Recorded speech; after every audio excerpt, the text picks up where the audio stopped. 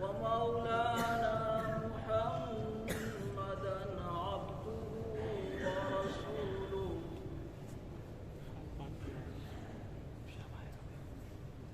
صلى الله عليه وعلى آله وأصحابه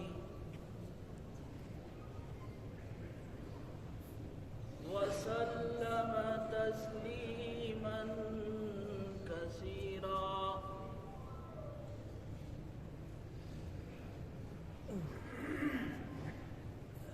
أما بعد فأعوذ بالله من الشيطان الرجيم. بسم الله الرحمن الرحيم.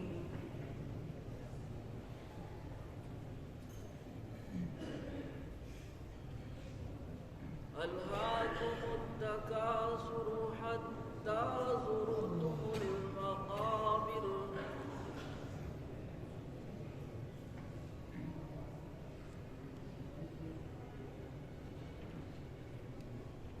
حضرات کرام،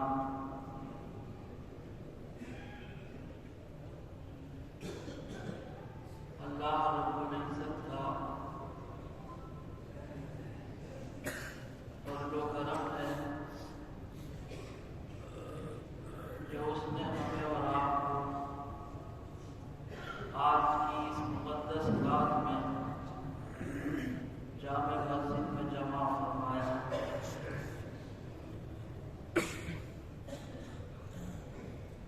انسان کی زندگی میں کوئی ایک رات بھی ایسی ہو سکتی ہے جس کی وجہ سے اس کی پوری زندگی میں انقلاب پیدا ہو جائے.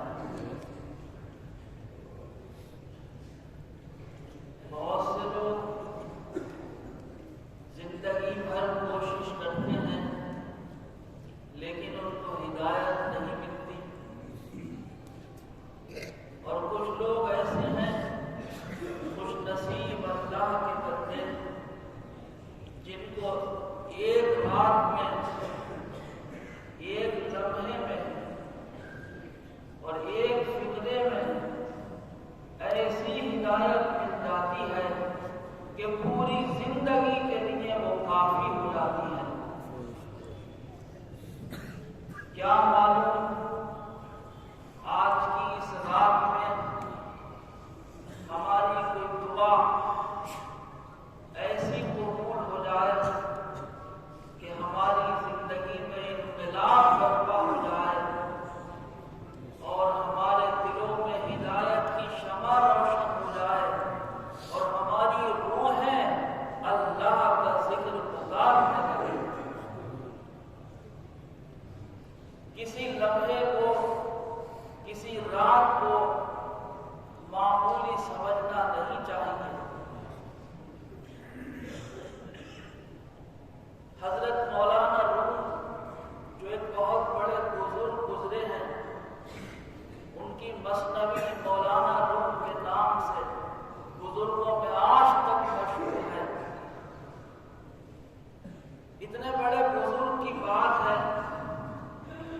جنہوں نے 20 سال کی عبادت اور ریاضت کے بعد لوگوں سے یہ بات کہی ہے کہ یک زمانہ صحبت باوریہ، ایک زمانہ ولی کی صحبت میں 100 سالہ طاعت بے ریا، کبھی کبھی 100 سال کی بے ریا کی بھی عبادت سے افضل ہو جاتا ہے.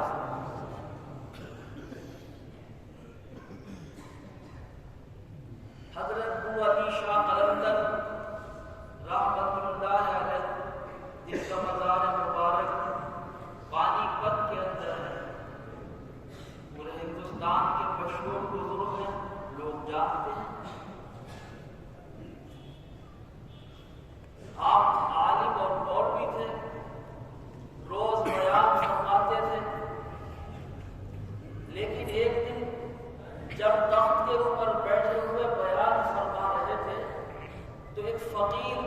ڈالے ہوئے سامنے آیا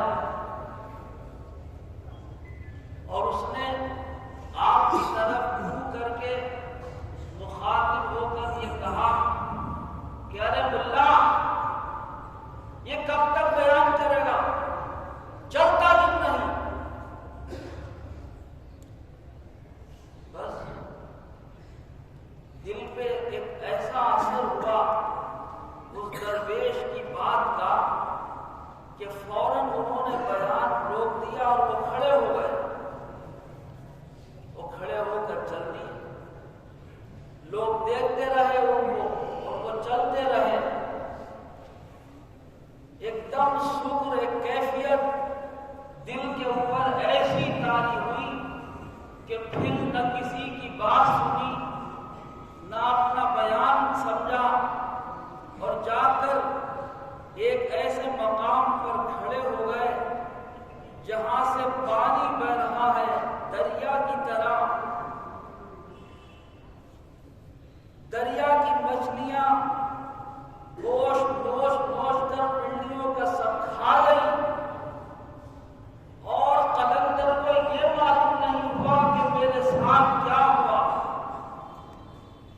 لیکن وہ آج کا مولوی اور عالم اور خطیب، مگر ایک فقیر کی بات نے اس کے دل پہ جو اثر کیا تو اللہ نے اس کو ہندوستان کا ابو علی قلندر بنا دیا۔ تو میرے عزیزوں، یہ بس سمجھو کہ پوری رات کے جلسے ہی ہماری ہدایت کے لیے ضروری ہے۔ کبھی کبھی ایک رات میں بھی بہت کچھ ہو جاتا ہے۔ رسول کریم صلی اللہ علیہ وسلم حضرت عائشہ کے ساتھ ان کے مکان میں لیٹے ہوئے تھے۔ رات کے وقت آپ اٹھے اور چل دیے۔ جب ان کی آنکھ کھلی تو انہوں نے یہ دیکھا کہ رسول اللہ میرے بستر پر موجود نہیں ہے۔ ارے ہو سکتا ہے کہ یہ کسی اور بیوی کے پاس چلے گئے ہوں رات میں۔ جب ایک شخص کی چند بیویاں ہوتی ہیں تو پھر ہر بیوی کے دل میں یہ خیال ہوتا ہے کہ وہ دوسری بیوی کو میرے مقابلے میں کہیں زیادہ پسند نہ کرے۔ حضرت عائشہ بھی اپنے دل میں یہ سوچنے لگی کہ آج رسول اللہ کسی اور بیوی کے پاس چلے گئے، رات کا وقت ہے اور کہاں جائیں گے۔ لیکن جب وہ باہر نکلی تو انہوں نے دیکھا کہ ادھر ادھر تو کہیں آپ تشریف فرما ہے نہیں، اور آگے بڑھی تو جنت البقیع جو ہے، جو مدینہ کا قبرستان ہے، جس میں بہت سے بزرگ صحابہ، جس میں رسول اللہ کی بیویاں ازواج مطہرات، جس کے اندر حضرت فاطمہ زہرا، جس میں حضرت عثمان غنی، ایسے ایسے مقدس اور بابرکت لوگ مدفون ہیں۔ اس قبرستان کا نام جنت البقیع اور بقیع غرقد ہے، جو روضہ شریف کے سامنے ہے۔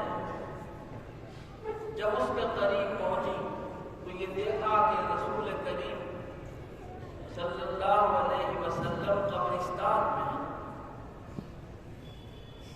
ان کے قریب پہنچ گئی، آپ دیکھ کر پہچان گئے۔ فرمایا عائشہ کیا بات؟ اکنت تخافین ان یحیف اللہ علیہ ورسولہ، کیا تجھے آج یہ خوف ہوا کہ خدا اور رسول تیرے اوپر ظلم کرے گا؟ یعنی تو نے یہ سوچا کہ ہم نے تیرا حق کسی اور بیوی کو دے دیا؟ یا رسول اللہ سوچا تو میں نے یہی تھا، لیکن جب میں نے آپ کو قبرستان میں پایا تو میں نے یہ سوچا کہ آج یہ آدھی شب کے وقت رسول اللہ قبرستان میں کیوں تشریف لائے؟ فرمایا کہ عائشہ، آج کی جو رات ہے وہ شعبان کے مہینے کی 15ویں رات ہے۔ یہ جو رات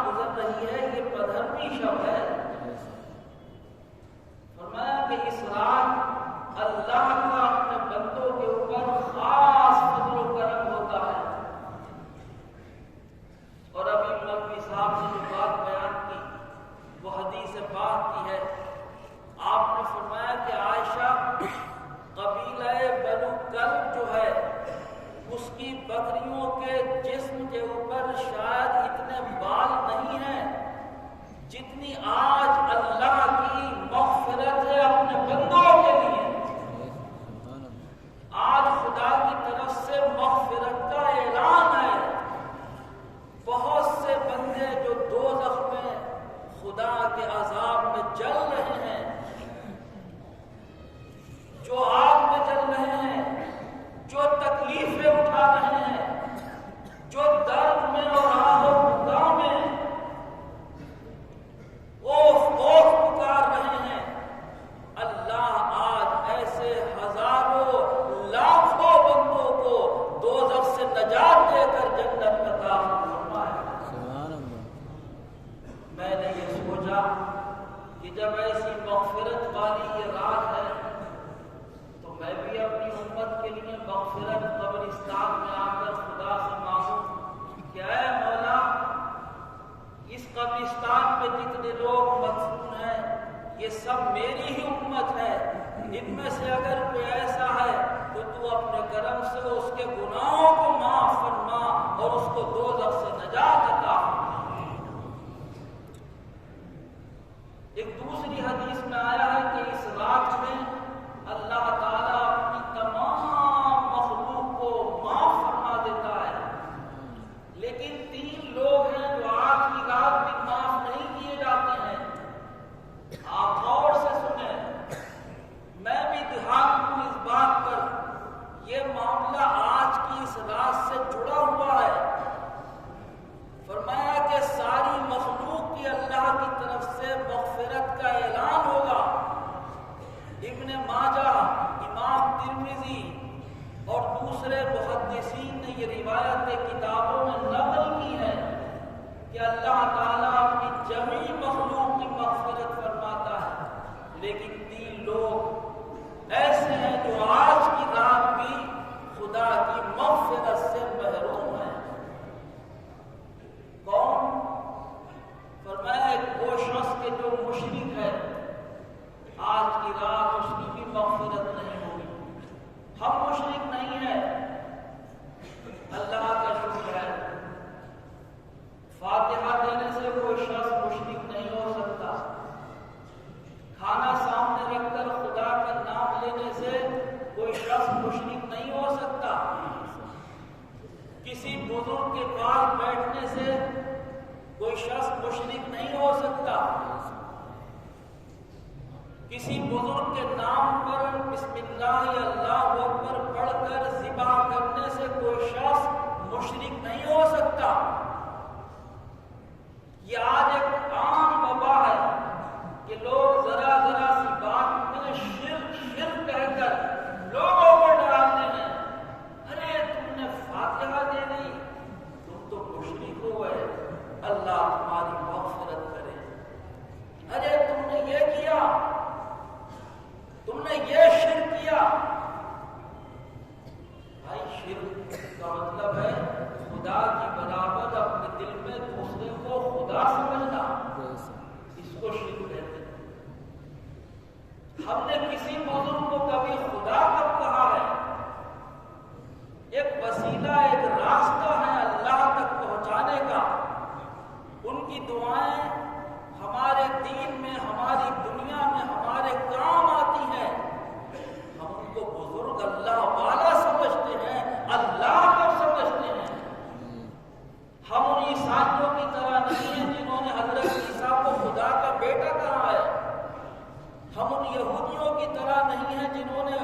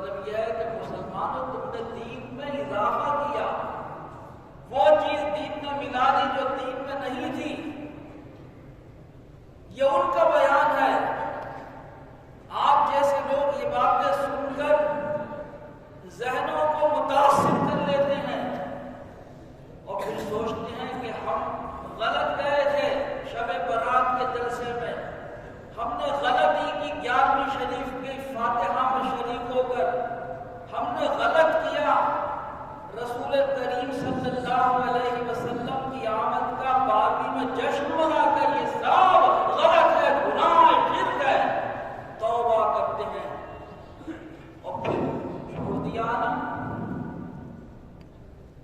میں آپ سے پوچھوں اور ان سے بھی کہ بتاؤ جب رسول اللہ کے زمانے میں دین مکمل تھا تو تم نے پاجامہ کیوں پہنا؟ تم کہیں سے یہ ثابت کر دو گے کہ رسول اللہ نے پاجامہ پہنا؟ تم نے کیوں پہنا؟ کیا یہ تم نے خلاف سنت نہیں کیا ہے؟ کیا اتنے عالی شان مدرسے رسول اللہ کے زمانے میں تھے جیسے آپ کے یہاں ہیں؟ کیا یہ اضافہ نہیں ہے؟ سبحان اللہ۔ عالی شان مسجدیں کہ یہ رسول اللہ کے زمانے میں تھی؟ یہ کچھ نہیں تھا۔ تم نے اپنے سر کے اوپر امامہ لپیٹ لیا ہوتا کہ یہ سنت رسول ہے، کیوں چھوڑ دیا؟ اس طرح کی بہت سی باتیں ہیں جو آج ہیں، جو 100 سال پہلے نہیں تھی، جو 100 سال پہلے تھی وہ اس سے پہلے نہیں تھی، جو اس سے پہلے تھی وہ اس سے پہلے نہیں تھی۔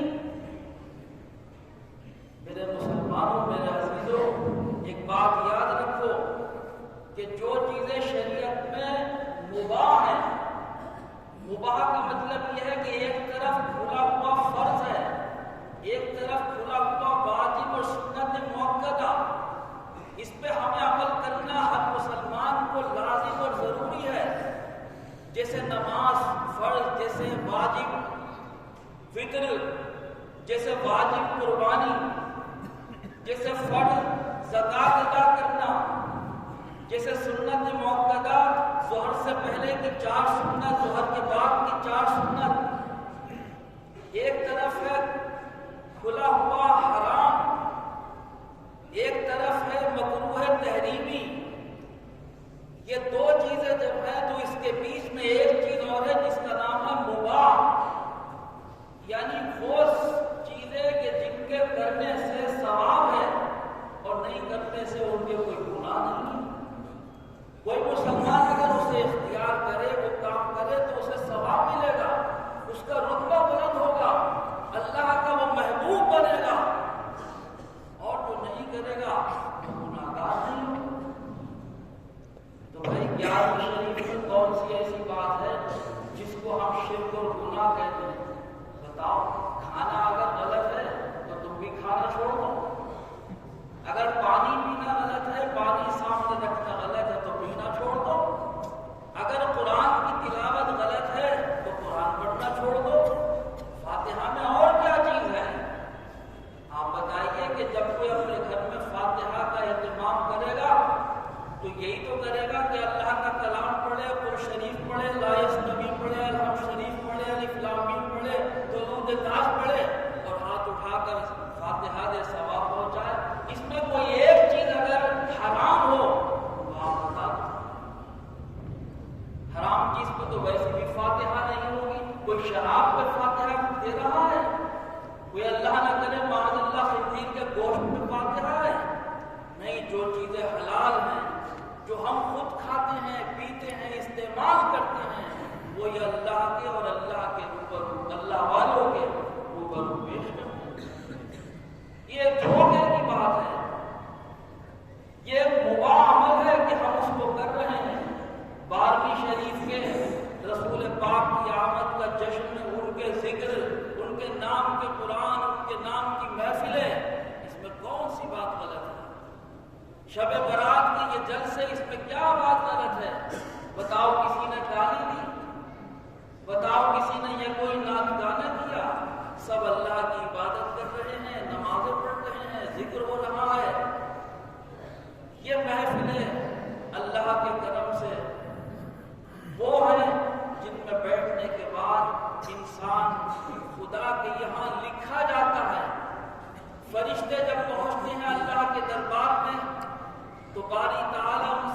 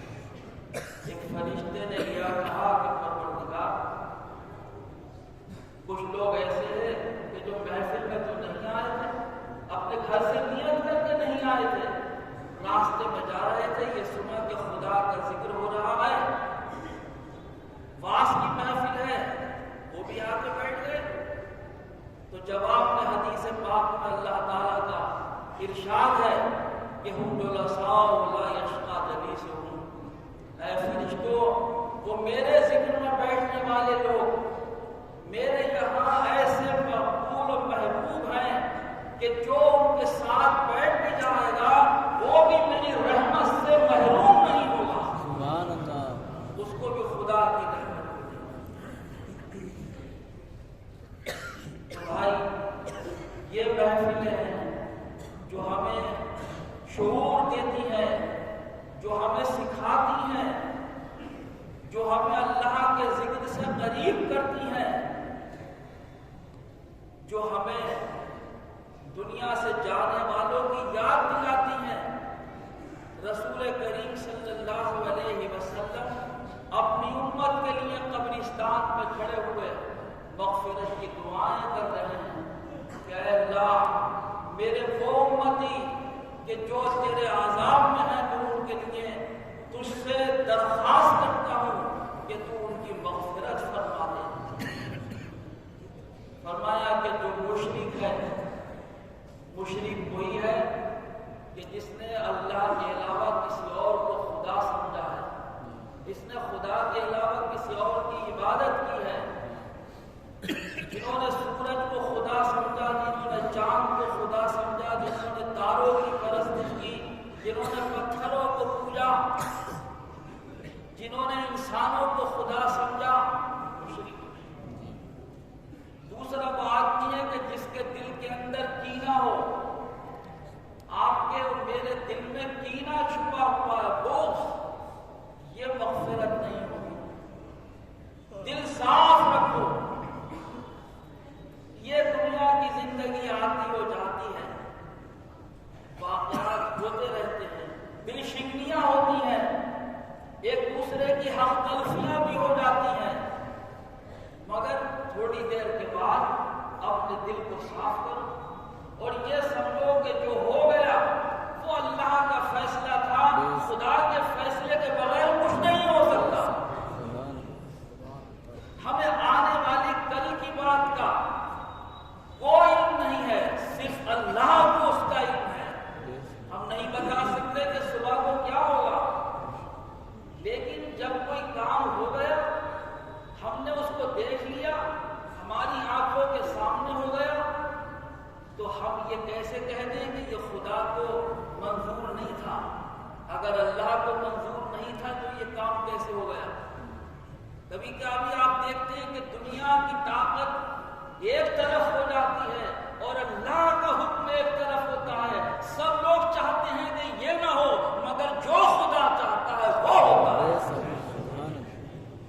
تو جب ہو گیا تو پھر اللہ کا حکم تھا، ہماری لڑائی ہوئی، دشمنی ہوئی، ہمارے دلوں کے اندر بغض بھر گیا، عداوتیں بھر گئی، یہ ہو گیا وہ ہو گیا، لیکن جب ہو گیا تو پھر یہ کسی نے نہیں کیا ہے، یہ صرف اللہ کے حکم سے ہوا۔ اب ہم اپنا دل صاف کریں یہ سوچ کر کہ اللہ کا یہی فیصلہ تھا، اور جو فیصلہ خدا کا ہے وہ ہم سب کو منظور ہے۔ ہم خدا کے فیصلے کے خلاف کیسے جا سکتے ہیں؟ اور اگر ہم چلے بھی جاتے ہیں تب بھی خدا کا فیصلہ تو وہی ہوگا جو اس کا فیصلہ ہے، اس کے فیصلے کو ہم ناراض ہو کر نہیں روک سکتے۔ بس اب دل صاف کر، یہ سمجھو کہ اس کو یہ چیز ملنا تھی، مل گئی، ہم نے روکا لیکن یہ روک نہیں سکا، اس کا مطلب یہ کہ خدا کی رضا یہ نہیں تھی بلکہ یہ تھی جو ہوا ہے۔ دل صاف کرو، بغض نکال لو، کہیں تمہارے رشتے کی بات تھی نہیں بنی اور تم نے دیکھا کہ وہ ہوا جو تمہاری مرضی کے خلاف تھا، تو تم یہ سمجھو کہ یہ اللہ کا فیصلہ تھا۔ وہ چیز تمہیں ملنا تھی وہ نہیں مل سکی، 2-4 دن تم نے انتظار کیا، نہیں ملی، تم نے زور لگایا، طاقت استعمال کی، پیسہ دیا، سفارش کی، پھر بھی نہیں ہوا، تو اس کا مطلب یہ تھا کہ اللہ کی مرضی نہیں ہے، مرضی وہ ہی جو تمہارے سامنے آ کے رہی۔ اب خدا کے حکم سے جب ہو گیا تو پھر لڑنا کیا، پھر برا ماننا کیا؟ اللہ کے بندے ہم بھی، اللہ کے بندے تم بھی، ہر ادنا ہر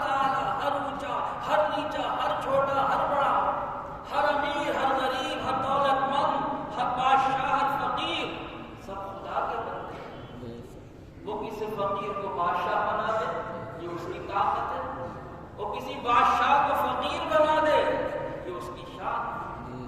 بس دل کو صاف کر۔ رسول کریم صلی اللہ علیہ وسلم نے فرمایا کہ مسلمان 3 دن تک کسی سے لڑائی رکھ سکتا ہے۔ چلو 1 دن ہو گئی، دوسرا دن گزر گیا، خمار تھا ہمارے اوپر غصے کا، تیسرا دن گزر گیا۔ جب 3 دن گزر جائیں تو پھر اپنے دل کو صاف کریں۔ یعنی یہ مطلب نہیں ہے کہ 3 دن تک ہم لڑائی رکھیں، بلکہ 3 دن تک انتہا ہے اس کی، اور پھر اس کے بعد جو اس کے لیے پہل کرے گا اللہ تعالیٰ اس کو جزا زیادہ عطا فرمائے گا۔ اور صلح کرو۔ یہ آج کی جو رات ہے، یہ میں حدیث پاک کے وہ لفظ آپ کو سنا رہا ہوں، الا للمشرکین ومشاہدین، ایک وہ شخص کے جس کا دل جو ہے وہ بغض میں بھرا ہوا ہے، اس کی بھی مغفرت نہیں ہوگی۔ مغفرت کدھر ہوگی؟ خدا دل میں ہو تو دل میں تو بغض ہے خدا کے بجائے، اپنا دل جب خالی کرو تب اللہ دل میں سمائے گا، اور جب دل میں خدا ہوگا جب مغفرت ہوگی۔ تیسرا آدمی کون ہے؟ قاتل نفس۔ ایک روایت میں یہ بھی ہے جس نے کسی کو قتل کیا۔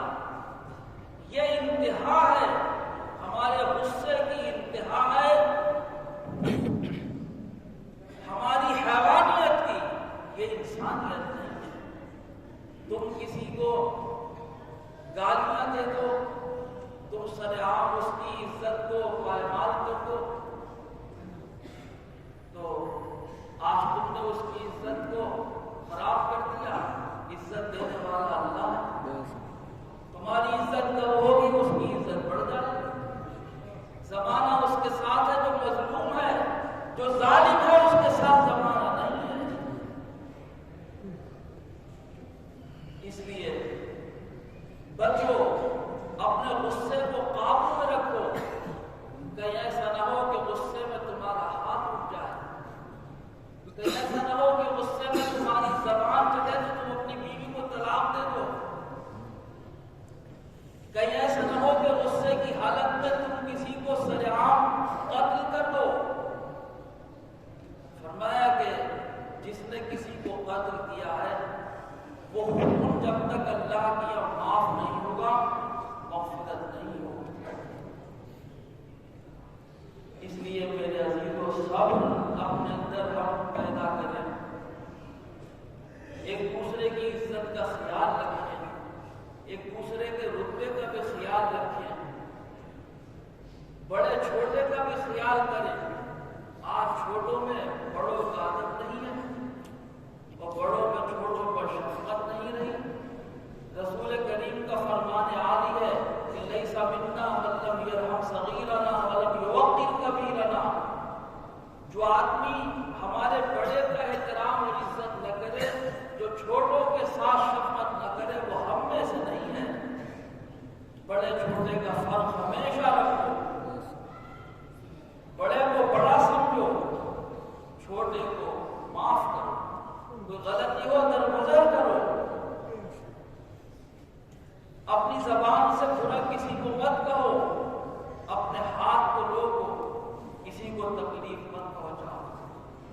اللہ تعالیٰ ہمیں توفیق دے کہ ہم آج اس رات میں یہ عہد کریں کہ اللہ تو ہمیں ان تمام باتوں سے بچا کہ جس کی وجہ سے آج ہر ایک کی مغفرت کا اعلان ہو اور ہم اس مغفرت سے محروم ہو جائیں۔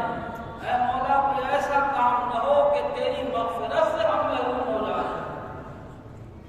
میرے عزیزوں، میرے بھائی،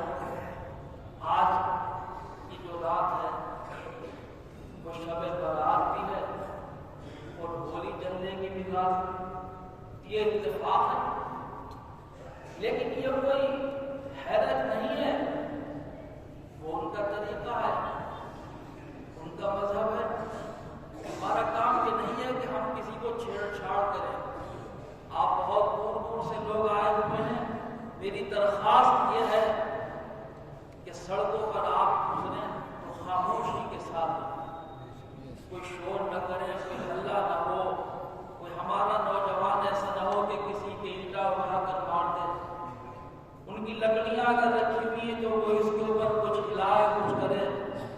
دیکھو ہمارا یہ کام نہیں ہے کہ ہم شر پیدا کریں، شر ہڑکانا اور شر پیدا کرنا مسلمان کا کام نہیں ہے، شر کو دبانا مسلمان کا کام ہے۔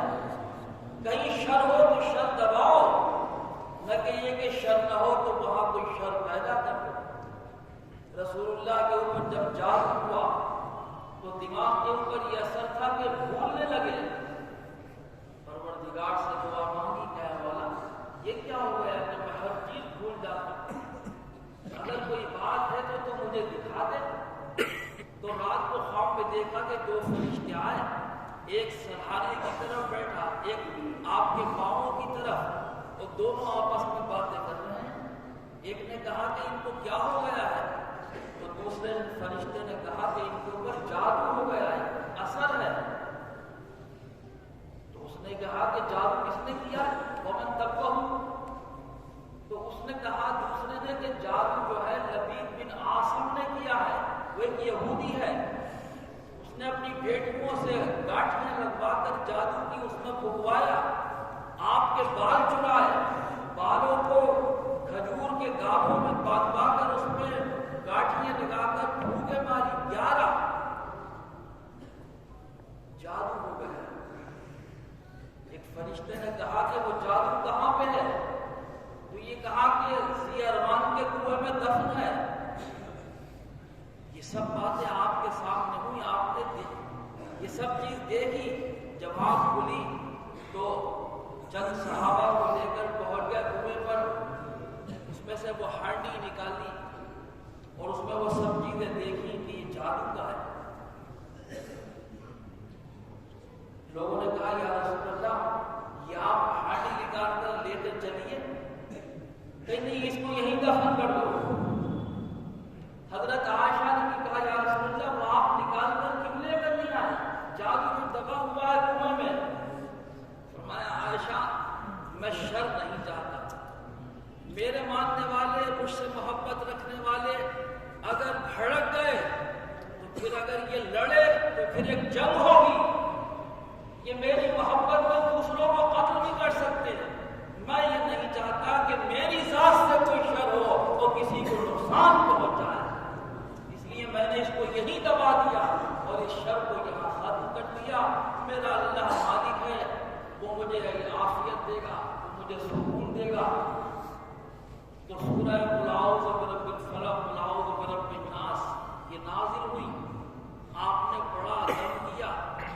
حضرت عائشہ سے فرمایا عائشہ تو دم کر دے، انہوں نے بھی دم کیا۔